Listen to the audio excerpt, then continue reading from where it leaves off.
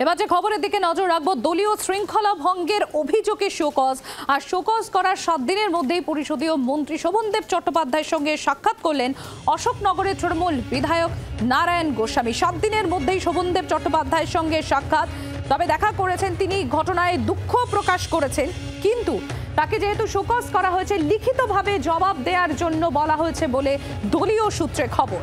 আপনাদের আরো একবার জানাবো, দলীয় শৃঙ্খলা ভঙ্গের অভিযোগে শোকজের 7 দিনের মধ্যে শোভনদেব চট্টোপাধ্যায় পরিষদীয় মন্ত্রীর সঙ্গে সাক্ষাৎ। শোভনদেব চট্টোপাধ্যায়ের সঙ্গে সাক্ষাৎ করলেন নারায়ণ গোস্বামী। ভুল স্বীকার করেছেন নারায়ণ গোস্বামী, সূত্র মারফত খবর। তবে দুঃখ প্রকাশ করলেও বরফ যে গলেনি, যা জানানো সেটা লিখিতভাবে জানাতে হবে।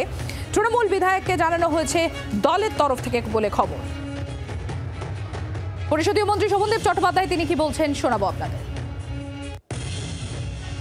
উত্তর আসেনি, কাল গতকাল দেখা করেছিল। কি বললেন? উত্তর দেবেন, দিয়ে দেবেন।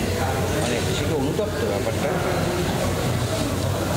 ব্যক্তিগতভাবে আমার কাছে যা বলার বলেছে, কিন্তু লিখিতভাবে দিকায় আমি কি করে ফেলি হঠাৎ করে মমতা জবাব দিতে পারবে না তো, আমার নির্দেশে। বিধায়ক কেন করেন এই উত্তর আমি কি করি। বাংলার আওয়াজ, বাঙালির আবেগ, জি 24 ঘন্টা।